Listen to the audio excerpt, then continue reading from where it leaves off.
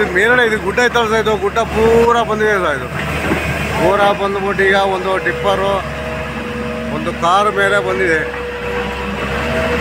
Car ಮತ್ತು ಒಂದು tipper ಪಟ್ಟಿಯಾಗಿದೆ. ಒಂದು ಗ್ಯಾಸ್ ಗಾಡಿನ ದೂಕಿದೆ ಸೈಡಿಗೆ. ಈಗ ಹಿಟಾಚಿ ವರ್ಕ್ ಮಾಡ್ತಾ ಇದೆ ಸರ್.